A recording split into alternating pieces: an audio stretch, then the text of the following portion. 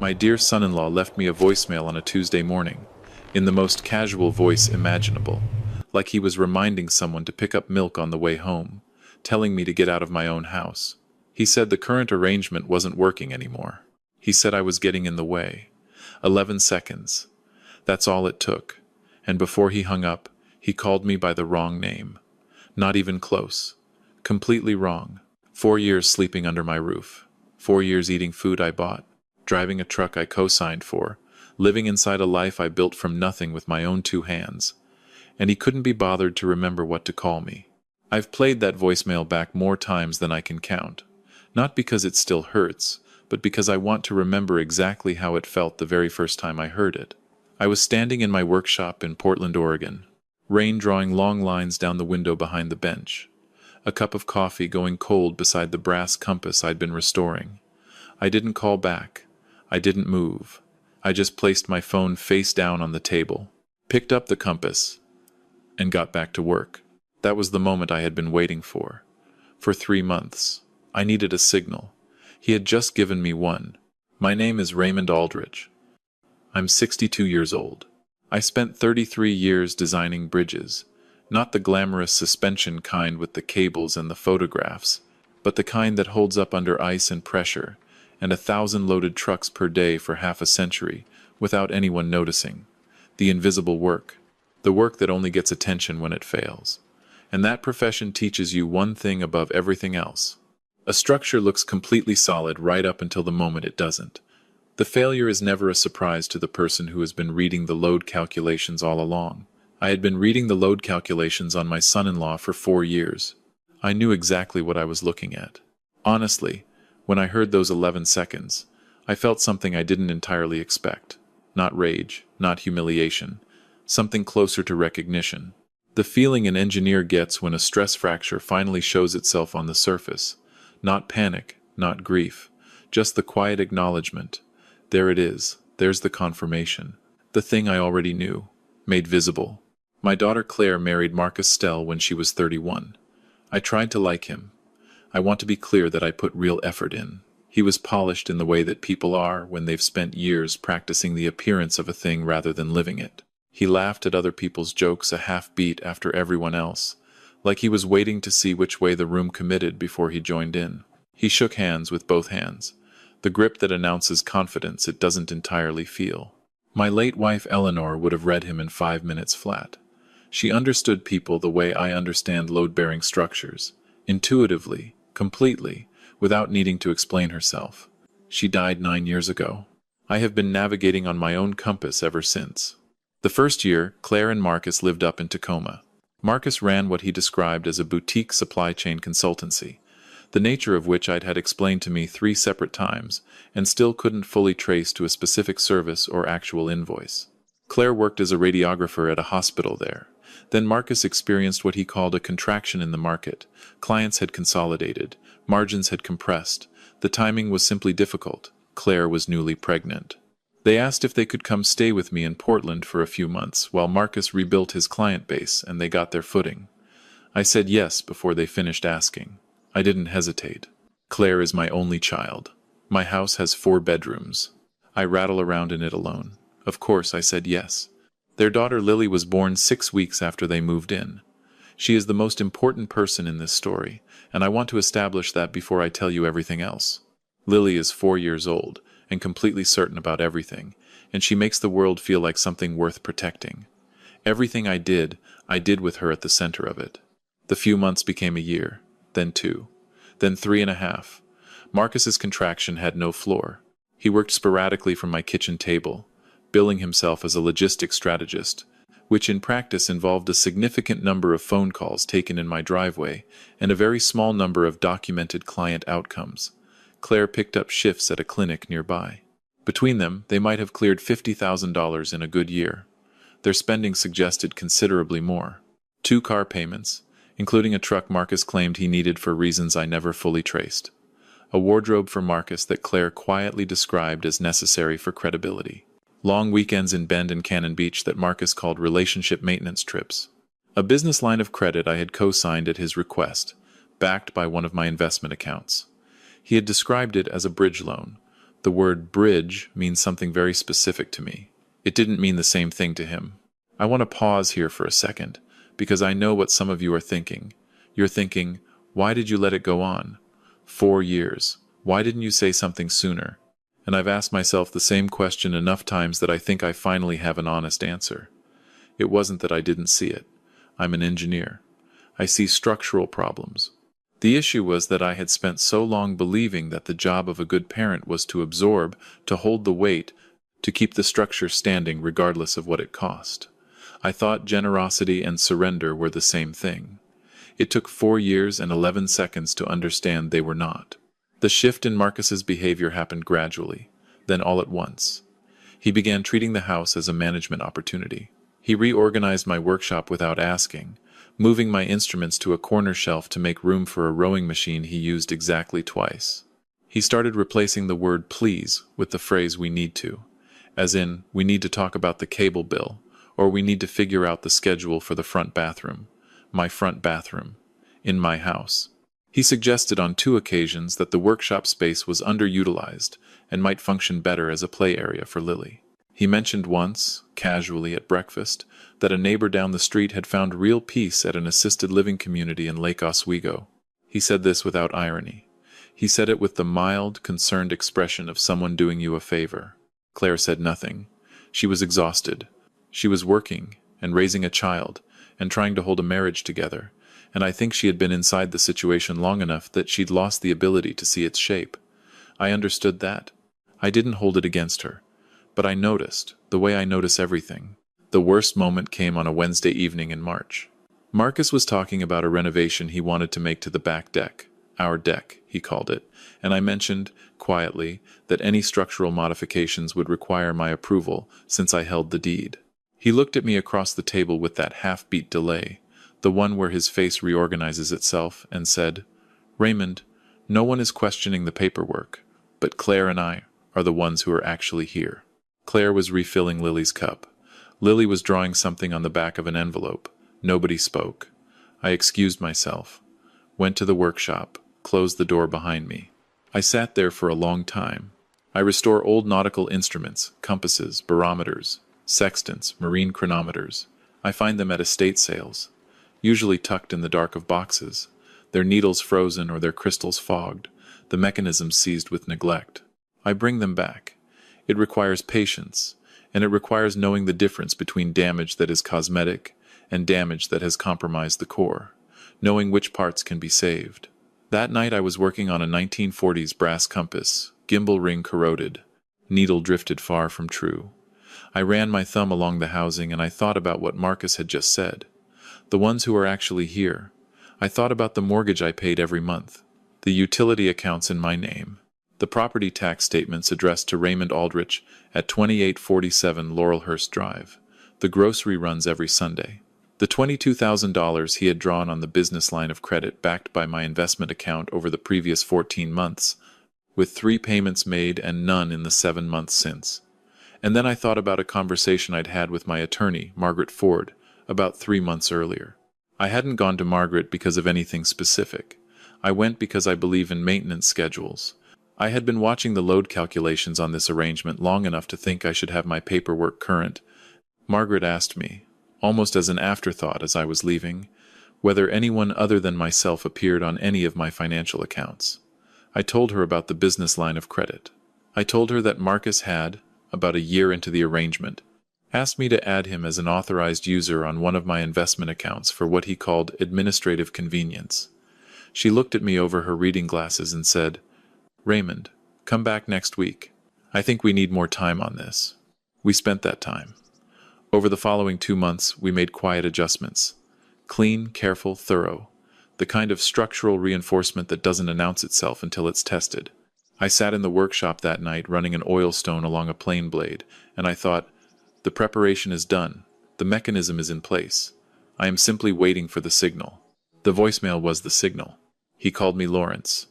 Not close, not a reasonable mistake. 4 years in this house, eating meals at my table, and he called me Lawrence, either because he was too nervous to think straight, or because he genuinely couldn't be bothered to remember. I've turned that over many times. I'm still not sure which answer is worse. I played the message twice. Then I set the phone face down and got back to work. The compass needle needed just a little more. I called Margaret at 8 the next morning. She answered on the second ring. That's one of the reasons I've trusted her for 11 years. Margaret, I said, I think it's time to move forward with the things we discussed. A pause, one breath. The voicemail? I have it saved. Good. Come in Thursday. Bring everything. Wednesday evening I went through my files. I am organized by habit, and that organization had become, over the preceding months, strategic in a way that felt almost surgical. Property deed, Raymond Aldrich, sole owner. Utility accounts, Raymond Aldrich. Mortgage statements, Raymond Aldrich. Tax records back to 2017. The refinancing papers from 2 years prior, Marcus's signature on a loan drawn against my home equity for his business, which had since produced no documented revenue I could trace. The cosigner documentation on the business line of credit, with the repayment history carefully printed. And then the other thing, the thing I had been sitting on for 8 weeks. Bank records showing that Marcus had used his authorized access to my investment account to initiate 2 transfers I had never approved. $900, $1,400, moved to an external account I had never seen. I sat at the kitchen table with my coffee and my files, and I thought about Lily. She had fallen asleep on my shoulder 2 Thursdays ago while I was reading to her. Her fingers still curled around a green crayon she'd refused to put down even when her eyes were closing. I thought about how none of what was coming was going to be painless, and I thought about the fact that the pain wasn't something I had created. It was something Marcus had been building for 4 years, brick by careful brick. The collapse was his architecture. The only question that had ever really been mine was whether I would keep holding the structure up or step back and let physics work. I believe in physics. Thursday's meeting with Margaret lasted 4 hours. We covered the property, the accounts, the business line of credit, and the fraud documentation. She looked at the transfer records for a long time before she looked up. You've had these for 2 months. I wanted everything else in order first. She closed the folder. Raymond, this is not just an eviction matter anymore. This is potential financial fraud. I'm aware. How would you like to proceed?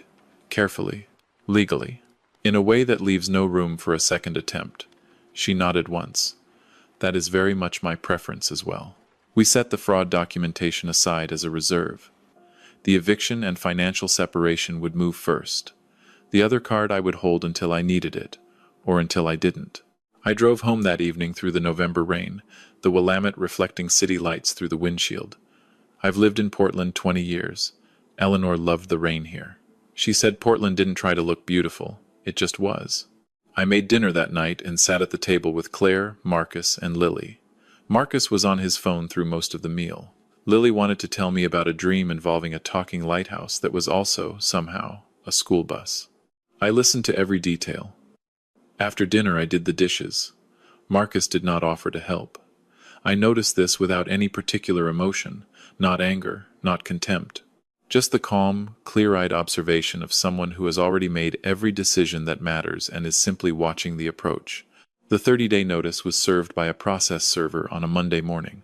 I was having breakfast at a diner on Hawthorne with my friend Hank Overbeck, who I've known since graduate school, and who was the only person I had talked to about any of this in the 4 years it had been unfolding. Hank listened to everything over eggs and black coffee.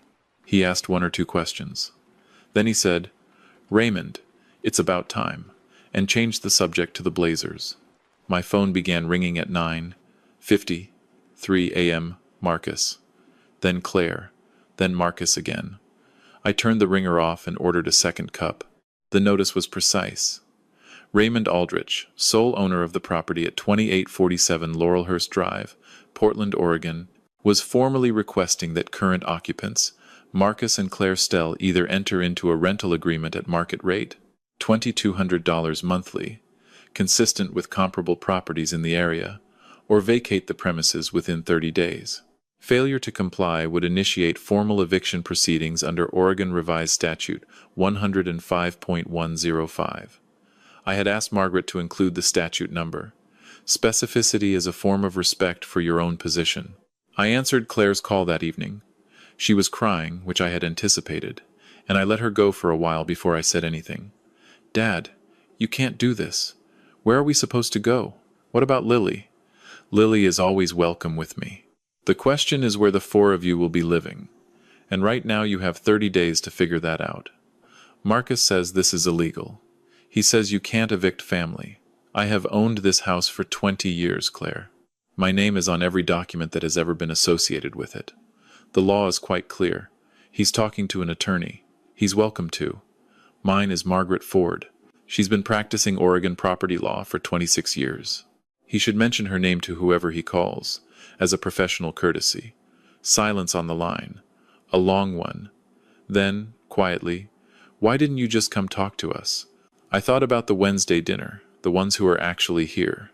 I thought about 4 years of small erosions, the instruments moved to a corner shelf, Eleanor's photograph taken off the mantel because Marcus mentioned once that it made the room feel heavy, the casual, steady work of making me feel like an inconvenience in my own life.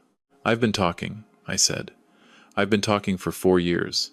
She didn't have an answer for that. I told her I loved her, that nothing about this changed that, and that the most important thing she could do was think clearly about what she actually wanted her life to look like. Then I hung up and went to the workshop. I sat with the compass for a long time without touching it, just holding it. If you have ever been the person in the room who was too polite, or too afraid, or too tired, to say what needed to be said, I want you to hear something directly. Staying quiet is not the same as being gracious. Sometimes, silence is simply the long, slow way of erasing yourself. You tell yourself you're being patient, being generous, being the bigger person, but there comes a point where none of those things are true anymore. You're just choosing disappearance over conflict, and calling it love. I did that for 4 years. I don't recommend it. Marcus found an attorney. Margaret received a letter from a firm in Beaverton, asserting that her client had established a reasonable expectation of continued tenancy by virtue of his 4-year occupancy, and could not be removed without demonstrated cause. Margaret's response was 1 page. It cited the deed, the absence of any rental agreement, the absence of any documented financial contribution to housing costs by the named occupant, and 4 years of utility, mortgage, and tax statements under my name alone. In the final paragraph, she noted that her client was in possession of documentation regarding potentially fraudulent financial activity by the occupant, and that this documentation had been preserved and was available to law enforcement upon request. Marcus's attorney did not respond. The 30 days expired on a Thursday. By that point, Claire and Marcus had located a 2-bedroom apartment near the Reed College neighborhood, $1,400 a month. I know this because Claire told me, in a phone call that was the first genuinely honest conversation we had managed in years. She sounded exhausted, but underneath the exhaustion was something I recognized. A quieter register, a more direct cadence, the particular way someone speaks when they've been somewhere very loud for a long time and have finally stepped outside. I didn't know about the account transfers, she said. He told me you'd approved them. I know he told you that. He said it was an equipment expense for a client project. He said many things. She went quiet. Then, I'm going to figure things out, Dad. I don't have the full shape of it yet, but I am. I know you are. How can you possibly know that? Because you're Eleanor's daughter. She cried a little at that. So did I, though I will not admit it to anyone except Hank. The morning they moved out, I sat on the back porch with my coffee and didn't watch.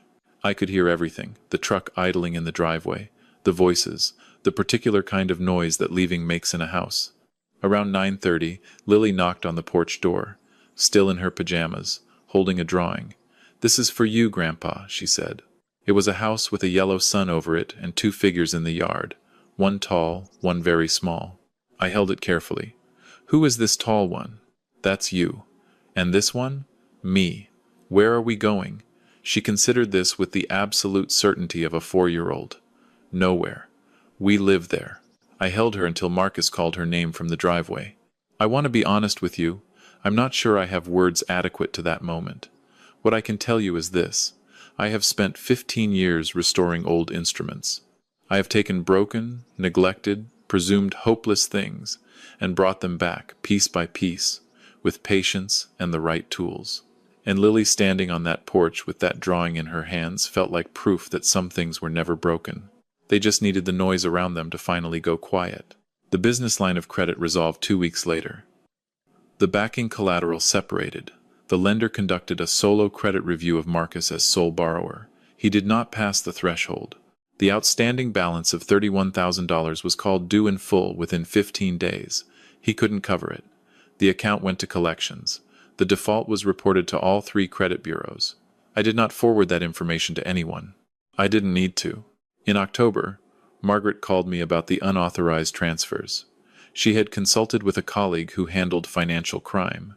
The documentation was clean, the amounts were small, but the pattern was clear. She asked how I wanted to proceed. I sat with it for 2 days. Then I called the number of a detective named Sandra Howell at the Portland Police Bureau, and yes, the first name stopped me for half a second the way certain things still do, and I made an appointment. I want to be direct about this part. I didn't go to the police because I wanted to destroy Marcus. I went because what he had done was a crime, and because sitting on evidence of a crime for my own comfort would make me complicit in whatever he did to the next person who let him close enough to try. That is not mercy. That is just trading your peace of mind for someone else's exposure. It would have been the least loving thing I could do for my daughter, and the least responsible thing I could do for anyone Marcus might approach next. Detective Howell was methodical and unhurried. She reviewed my documentation in silence for a long time. Your records are very thorough, Mr. Aldrich. I'm an engineer. This is sufficient to open a case. Then I would like you to open one. Marcus was notified of the criminal investigation by mail in November. His attorney responded on his behalf. The process moves at the pace it moves, and I accepted that without impatience. A failing structure doesn't collapse on your schedule. You observe, you document, you wait for the math to complete itself. I found out through Claire, not through any legal channel, that by December she had initiated a separation. She called me on a Sunday evening, her voice different in a way I noticed immediately, quieter, more present, less like someone managing a situation and more like someone who had finally stopped performing the management of it. He transferred money from your account, she said. I know you didn't approve it. He told me you did. He told me you knew about a lot of things. A pause. I keep thinking about all the things he told me you knew about. I imagine there were several. Dad. Her voice shifted. I'm sorry for all of it, for not seeing it sooner, for not saying anything when he talked to you the way he did, for letting it go on as long as I let it go on. You were in it, I said. It's very hard to see from inside. You saw it. I was on the outside. That's the only real advantage of getting older. The view eventually gets clearer. She laughed, and surprised herself by laughing, and we talked for nearly 2 hours. The longest we had talked in years. She told me about Lily's new preschool 2 blocks from the apartment, about picking up more shifts, about the specific relief of a smaller space that was entirely hers.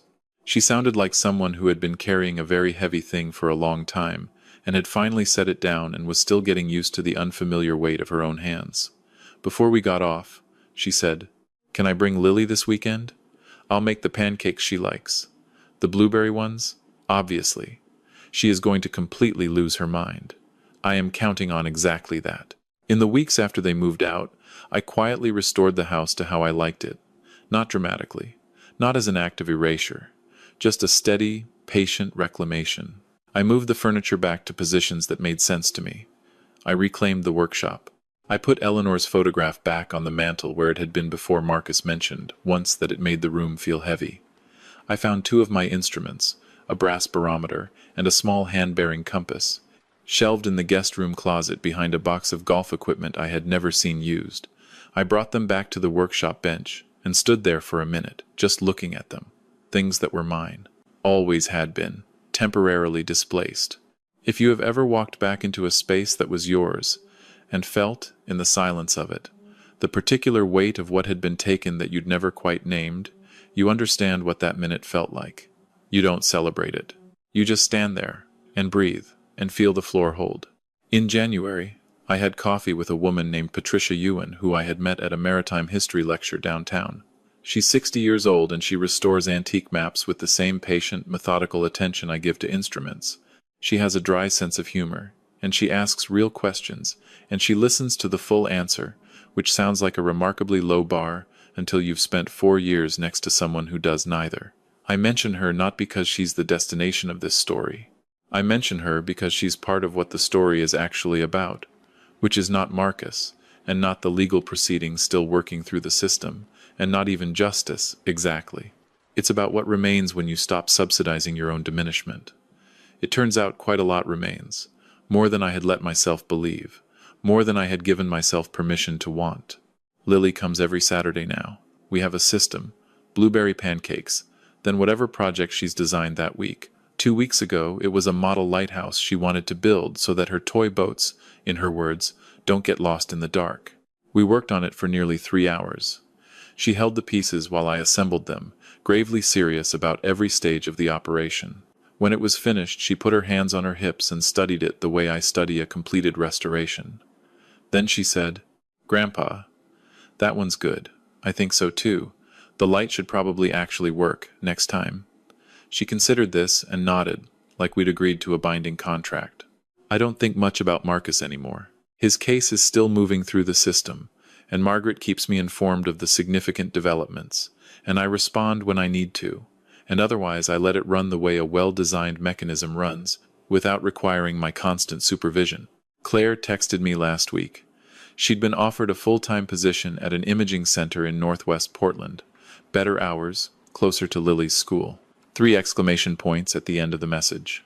3 more than she had used in any text she sent me in 4 years. I wrote back, "Eleanor would be proud. So am I." She sent a heart. I looked at it for a moment. Then I went back to the bench. I keep the voicemail. Not because the legal case requires it. Margaret has certified copies of everything.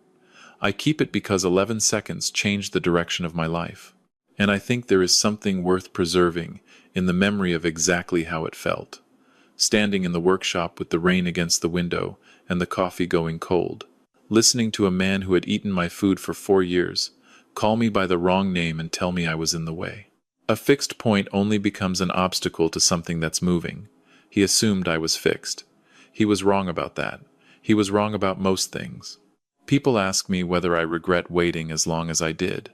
Whether 4 years was patience or just fear. Whether I was studying the situation or just refusing to admit what I already knew, because knowing would require acting, and acting would require confronting how much had already slipped. I've sat with that question. Here is what I've come to. There is a difference between tolerating a situation and mapping it. I wasn't absorbing the damage. I was reading it. Every structural engineer I've ever respected will tell you the most dangerous thing you can do with a failing structure is react before you understand the load, before you know which elements are bearing real weight and which only appear to be. Move too fast, you make it worse. Take the time to understand the system. Then move once, cleanly, in a way the structure cannot argue with. That's what I did. The hard nights were hard. I want to be honest about that. There were evenings I sat in the workshop holding an instrument I wasn't really working on, just needing something solid in my hands. Thinking about Eleanor. Thinking about Claire at 9 years old asking me to explain how bridges stayed up, standing on the Hawthorne Bridge in the October light pointing down at the water. Thinking about the life I had planned and the version I was living. Those nights were hard. Hard is not the same as wrong, not the same thing at all. What I keep returning to, the thing that feels most true when I sit with it quietly, is that Marcus was not the real problem. Marcus was a symptom. The real problem was that I had confused love with unlimited absorption. I had believed that being a good father meant holding the structure up regardless of what it cost the foundation. That saying nothing was the same as being gracious. That keeping the peace was more important than keeping myself. It took 4 years and 11 seconds to understand that none of that is love. That is the story a person tells themselves when drawing a line feels like failure, and failure feels like evidence of all the things they are afraid they might be. Unnecessary. Finished. Obsolete. The line wasn't failure. The line was the whole point. Here is the one practical thing I want to offer. If you are currently absorbing something you have been absorbing for years, I want to suggest you talk to someone who knows what your options actually are, an attorney, a financial advisor, whoever is appropriate to your situation. Not to act immediately, just to know. There is a version of power that comes not from confrontation but from preparation, from understanding your own position with precision, from knowing, quietly, exactly where you stand. Once you have that knowledge, you are no longer waiting helplessly. You are simply waiting for the moment. Ask yourself this: is what you're calling patience actually preparation? Or have you been staying still because you don't yet know you have the option to move? Claire is doing the hard work. She's rebuilding with her eyes open and her hands out, and she is not asking anyone to absorb the weight of the choices that were hers to make. That takes character. The kind that doesn't come from easy circumstances. It comes from going through difficult ones without looking for shortcuts. I'm proud of her in a way I can't fully articulate. Lily is 4 years old and absolutely certain about everything, which is probably the most important kind of certainty available in this world. The brass compass I finished the night the voicemail came in sits on the top shelf of the workshop. The needle is true. The gimbal ring moves freely. The crystal is clean. I look at it sometimes when I'm beginning something new.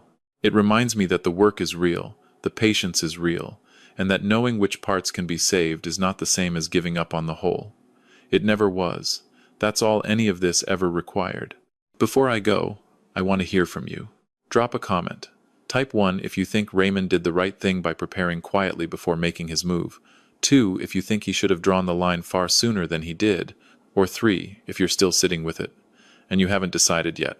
I mean that. There's no wrong answer here, and I want to know where you land. Also, where in the world are you watching from right now, and what time is it there?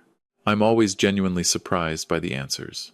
And if you have ever been in a situation where someone slowly, persistently made you feel like an inconvenience in your own life, I want you to know that this channel exists because stories like that deserve to be told carefully and heard completely. Drop something in the comments. You don't have to give details, just let me know you're there. If this story reached you, if it stayed with you past the last minute, please subscribe. Not for the numbers. Because we are going to keep telling stories like this one. Stories about people who took the quiet, careful, harder road and came out the other side with something that genuinely belonged to them. This is a fictional story inspired by real emotional experiences, fully rewritten and reimagined in Portland, Oregon, to create original content. Any resemblance to real people or events is coincidental.